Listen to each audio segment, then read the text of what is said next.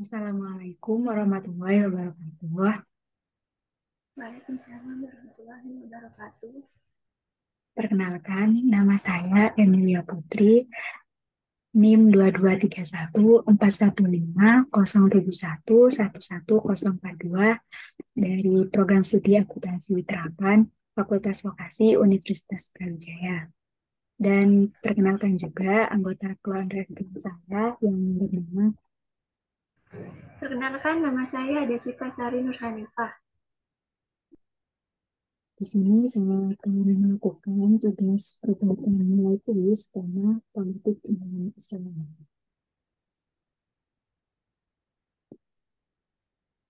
Yang pertama yaitu fakta-fakta pertemanan dan keluarga yang hubungannya menjadi tegang karena perbedaan pilihan presiden pada tahun lalu. Jangan mati-matian bela capres. Rumah tangga retak karena beda pilihan politik. Contohnya pada kasus Ranih Pramita Dewi dan Heri Julianto adalah pasangan suami istri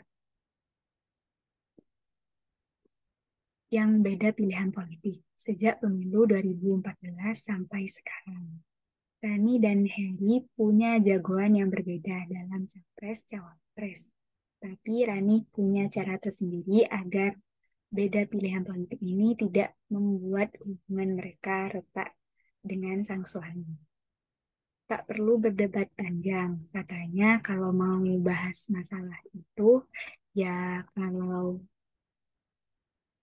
kalau saling diam-diam saja ya nggak usah dibahas. Sumpamanya ada berita terkait masalah politik. Ya kita nonton saja, nggak perlu dibahas. Katanya kepada wartawan Muhammad Irham untuk BBC News Indonesia pada Senin tanggal 15 bulan 4. Rani bilang kalaupun ada pembahasan terkait jagoan masing-masing di acara debat capres-cawapres paling hanya sebatas. Ya, seperti itulah caranya. Katanya sambil mengaku tidak terlalu fanatik terhadap persoalan politik. Sementara itu, Harry menimpali. Biasanya kalau yang sampai ramai karena beda pendapat kan pakai emosi. Terlalu fanatik kalau di keluarga saya tanggapinya ya biasa-biasa aja, seperti orang bercanda saja. Harry menambahkan dengan beda pendapat pilihan politik dengan istrinya ini, justru keduanya bisa menarik kesimpulan tidak ada cawapres yang sempurna. Jadi meskipun mereka berbeda pilihan dalam memilih calon presiden, dalam keluarganya mereka juga bersikap yang biasa aja, agar tidak terjadi hubungan yang retak. Ada juga yang berdebat tapi ujungnya cuma guyonan, yaitu bercanda. Beda lagi dengan contohnya siswi Panca Oktaviana. Di dalam keluarga besarnya, terdapat suatu anggota keluarga yang beda pilihan capres dan cawapres juga. Dia bilang itu kakak karena dia berbeda pilihan, tapi kemarin dia ikut kampanye di Gelora Bung Karno, tapi anak-anaknya dititipkan di rumah saya. Jadi gak masalah sih, kata siswi kepada BBC. Siswi juga mengaku pernah berdebat termasuk dengan keponakannya yang memiliki perbedaan pilihan politik. Pasti masing-masing orang itu menonjolkan kelebihan-kelebihan capres dan cawapres tersebut dan di akhir perdebatan pasti ya sudah itu pilihan masing-masing. Ujung-ujungnya diakhiri dengan bercanda saja katanya. Anggota Komnas Perempuan Nina Nurmalia juga memiliki perbedaan pilihan politik dengan suaminya. Perbedaan latar belakang pendidikan serta paparan media menguatkan pilihan Nina dan suaminya. Jadi itu membuat saya mempengaruhi dia itu nggak kena. Terus dia kadang-kadang mencoba membujuk saya, tapi saya jelaskan dengan tegas bahwa saya tidak akan pindah ke pilihannya. Perbedaan pilihan itu bahkan sejak mengikuti pemilu tahun 1999. Tapi kita tetap rukun karena kita tidak banyak memperuncing perbedaan itu. Jadi saya memang menghormati pilihan dia, dia juga menghormati pilihan saya. Sudah dari dulu saya memang berbeda. Lanjut. Sebagai masyarakat yang memiliki perbedaan pilihan politik masih tetap bisa akur. Ada juga kasus yang cerai karena isu politik. Dari data Badan Peradilan Agama yang diperoleh di Sius Indonesia, tingkat perceraian yang disebabkan oleh persoalan politik bersifat fluktuatif.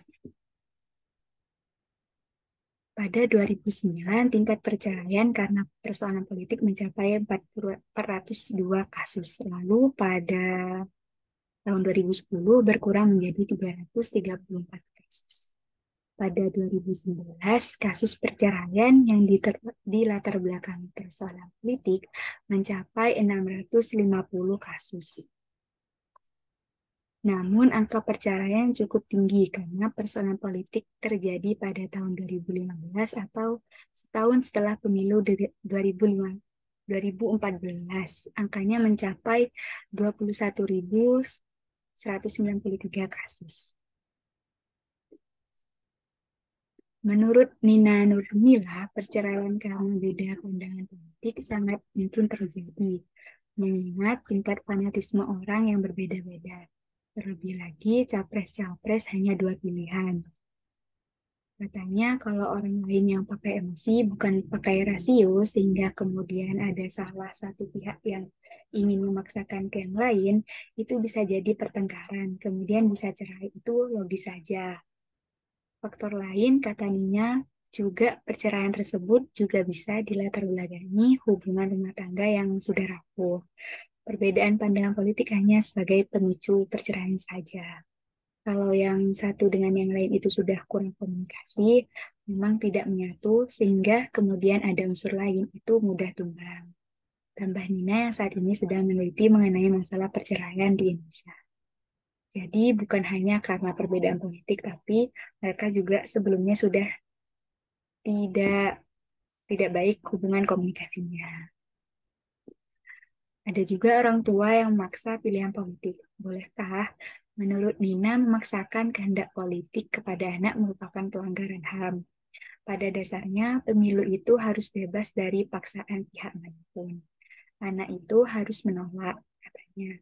Mantan anggota Badan Pengawas Pemilu, Wahidah Sueb, menimpali pemaksaan kehendak politik tertentu kepada anak bisa terjerat pidana 2 tahun penjara.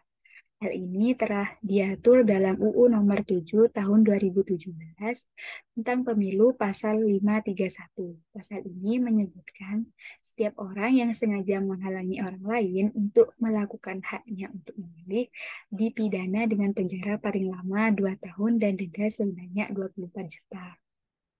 Tapi kalau dalam hubungan ke anak itu jadi hubungan pribadi. Paling kalau anak nanti curhat ke temannya katanya. Wahidah menambahkan hal tersebut bukan hanya berlaku hubungan antara orang tua kepada anak saja, tapi juga pada hubungan suatu komunitas.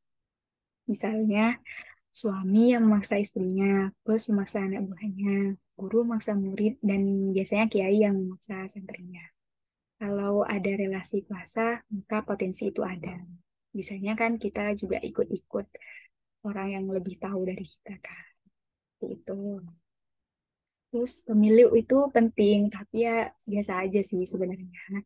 Pengamat pemilu dari Nedgrid Hadar Nafis Gumai mengatakan pemilu merupakan rutinitas setiap 5 tahun sekali. Pasti ada yang menang dan juga kalau toh kita tidak berhasil sekarang, ya penting ini sudah berjalan demokratis sesuai aturan. Gak usah kita ngotot segala macam, kata mantan anggota KPU ini. Ia juga minta kepada publik untuk tidak menyerap aura negatif dari elit politik yang sedang memperebutkan kekuasaan. Ini bisa membuat kita mati-matian. Emang kita mau mati-matian? Kalau elitnya mati-matian ya biarin saja, tapi jangan rakyat ini diajak kau sadar. Jadi meskipun pilihan kita sendiri tidak menjadi presiden, ya nggak apa-apa. Tahun berikutnya pasti bisa mencalonkan diri lagi dan kita bebas pasti mendukungnya lagi. Perbedaan pilihan jangan merusak kebersamaan. Hal yang paling ditakutkan dan dikhawatirkan dalam setiap kali pemilu adalah munculnya perbedaan persepsi atau perbedaan pilihan di antara masyarakat Indonesia. Para pendukung masing-masing pasangan di setiap media sosial selalu munculkan ejekan-ejekan untuk menghina pasangan yang lainnya. Bahkan muncul beberapa kekhawatiran jika hal ini terus terjadi akan menimbulkan masalah baru dalam tatanan hidup bermasyarakat akibat beda pilihan dalam pemimpin. Padahal sebuah negara demokrasi memang membutuhkan adanya perbedaan. Namun perbedaan itu bukan untuk melahirkan percekcokan dan pertengkaran di antara sesama anak negeri. Karena itulah, masing-masing pemimpin dan tokoh agama juga masyarakat dapat menghimbau agar terus tercipta rasa damai dan aman dalam kehidupan sehari-hari guna memperkokoh bangunan demokrasi serta sarana bagi semua orang untuk mengambil bagian dalam pembangunan negeri ini. Jadi meskipun kita berbeda pilihan dalam pemilu, sebaiknya tidak membuat kita menjadi terpecah belah dan kita juga harus hidup tentram. Indonesia selama ini sudah mempunyai tatanan nilai-nilai kebangsaan seperti nilai gotong royong yang menjadikan kekuatan dalam memupuk semua elemen masyarakat yang menyebar di berbagai daerah. Jika nilai-nilai tersebut dirusak hanya karena masalah perbedaan pilihan, tentunya ada yang salah. Perbedaan pilihan politik dan kedewasaan bersikap. Berbeda adalah soal pilihan. Salah satu pilihan yang kerap menunjukkan kita berbeda adalah pilihan politik itu sendiri. Keberadaan pilihan politik itu adalah sah dan tidak dilarang. Keabsahan berbeda dalam pilihan politik juga terkandung arti penghargaan terhadap hak asasi manusia untuk tidak selalu harus sama dalam kesalahan dalam mengartikan keberadaan pilihan politik menjadi penyebab ketidaksukaan dan kebencian terhadap pemilih yang berbeda. Berbeda tidaklah lagi kebinekaan, tetapi berbeda adalah ketidaksamaan. Sehingga menyingkapinya adalah dengan penghadangan terhadap pihak-pihak yang tidak sama dengannya. Sebaiknya kita itu meskipun berbeda pilihan dalam pemilu tidak menjadikan kita benci dan tidak suka kepada rekan kita. Tapi kita lebih menghargai rekan kita sendiri dan menerima pilihan mereka masing-masing. Penghadangan dan rentetan dampaknya adalah merupakan ujian demokrasi yang di dalam perjalanannya mengindikasikan belum matangnya perilaku perbedaan pilihan politik itu. Hal ini juga menjelaskan bahwa perbedaan pilihan politik tidak mudah diterima. Ketidakmudahan itu karena pilihan politiknya dibangun dengan tidaklah berpegang kepada ketentuan hukum yang berlaku. Kedewasaan dengan mengintrospeksi diri pribadi masing-masing, memilih bahwa pilihan politik lebih dari satu, menjadikan pilihannya kepada dua atau lebih pilihan berbeda. Realitas harus diterima. Dengan kesadaran ini juga, maka keberadaan adalah bagian dinamika biasa dan tidak harus disikapi dengan tindakan kontraproduktif. Tapi lebih baik menggunakan cara rasionalitas kedewasaan menghadapi perbedaan tersebut. Jadi meskipun kita berbeda pandangan terhadap politik dan pemilu tersebut, kita juga harus bersikap yang rasionalitas, menghadapinya dengan dewasa dan tidak membuat orang lain merasa tidak dihargai oleh pilihannya sendiri. Rasionalitas dalam arti demikian bahwa jika ada ketidaksetujuan dan bahkan mungkin dibarengi kebencian terhadap pilihan politik tertentu, maka jalan keluarnya adalah cukup sederhana dengan tidak harus memilihnya. Pada saat hari pemilihannya telah tiba nanti saat pemungutan suaranya. Artinya akan terhormat dan sesuai dengan ketentuan yang berlaku dengan jalan yang tidak usah memilihnya. dibandingkan dengan penghadangan terhadap yang tidak sama dengan pilihan politiknya.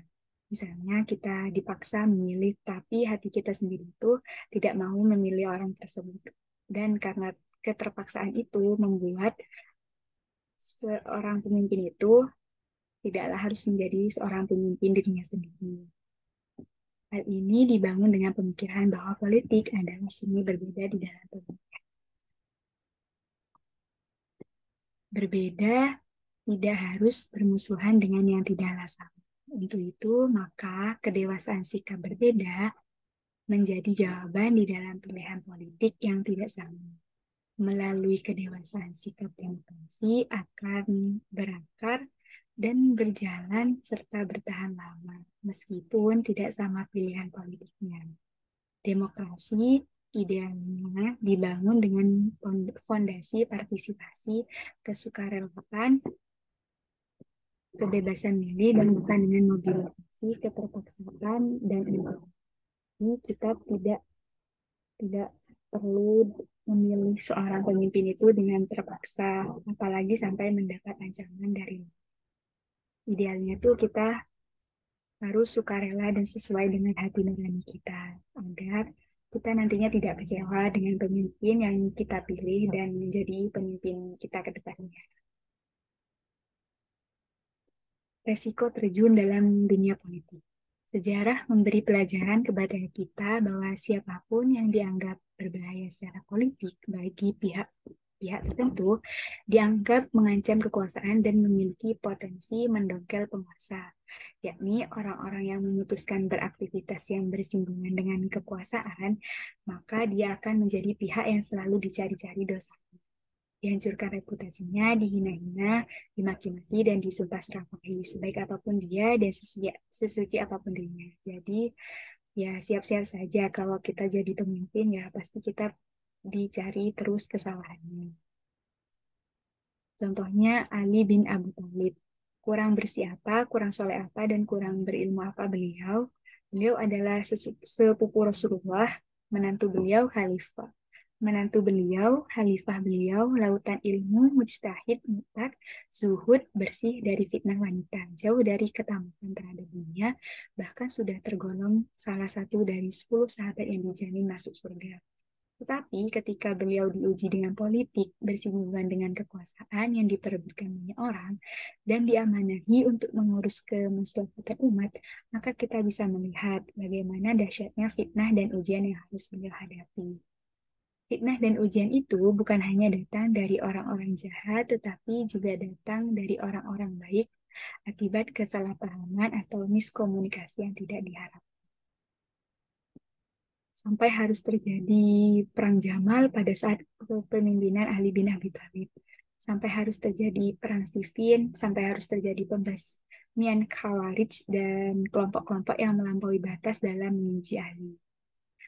Al-Bukhari meriwayatkan bahwa Ali bin Abu Thalib pernah membakar sekelompok orang yang mengajarkan pemikiran bahwa Ali punya unsur ketuhanan uluhiyah, yaitu ayatnya an azkir mid qala latu ani rudatillahi ud'amuh nawilu nada kita fil harqahamut hul. Dari Ikrimah beliau berkata, sekelompok orang zindik ditangkap dan dibawa menghadap Ali, maka beliau makan. Anda akan mendapatkan data-data yang mengerikan dalam kitab-kitab sejarah bagaimana ucapan-ucapan jahat dan buruk kepada Ali bin Abi Thalib yang bahkan diteriakkan dengan lantang dalam khutbah-khutbah Jumat selama puluhan tahun akibat konflik politik. Lalu apakah dengan makian, fitnah, dan hinaan para pembenci Ali bin Abi Thalib harus larut dan ikut-ikutan mencap beliau buruk, mencaci lalu membenci beliau? Tentu tidak. Maka blunder besar kalau sampai itu yang dilakukan. Jadi sebagai seorang pemimpin, Ali sudah sepatutnya dapat menerima kritik dari orang lain dan hinaan-hinaan dari orang lain. Karena setiap orang yang dipimpin pasti ingin seorang pemimpinnya itu bersikap yang lebih menjadi seorang pemimpin dan bisa mengerti semua rakyatnya. Menilai seorang tidak boleh berdasarkan syahwat para politisi yang penuh kepentingan duniawi atau penilaian orang. baik yang terbit dari kesalahpahaman, emosi saat masalah pribadi atau kelemahan dalam memahami fakta. Menilai seorang dengan adil harus bebas dari kepentingan politik, komprehensif, dilihat secara keseluruhan kualitas ilmunya, kualitas amalnya, jasanya untuk umat Islam. Jasanya untuk din Islam, pengorbanannya untuk dakwah, kecintaannya terhadap agama, serta pembelaannya terhadap Allah dan Rasulnya. Menjadi pelajaran juga bagi siapapun yang memutuskan untuk berkiprah dalam bidang politik atau memang dimudahkan Allah dan diamanahi untuk mengurus politik umat. Anda harus siap diancam harta Anda, kehormatan, bahkan nyawa. Jadi seorang pemimpin itu ya seharusnya sudah siap dengan hal-hal yang saya sebutkan tadi. Tapi ingat, Allah, malaikatnya, dan orang-orang saleh akan selalu bersama orang yang tulus untuk memuliakan Allah dan mengingat kalimatnya. Mungkin hanya itu saja yang dapat saya sampaikan dalam politik, materi politik dalam Islam ini. Semoga bermanfaat bagi kita semua. Terima kasih. Wassalamualaikum warahmatullahi wabarakatuh. Waalaikumsalam warahmatullahi wabarakatuh.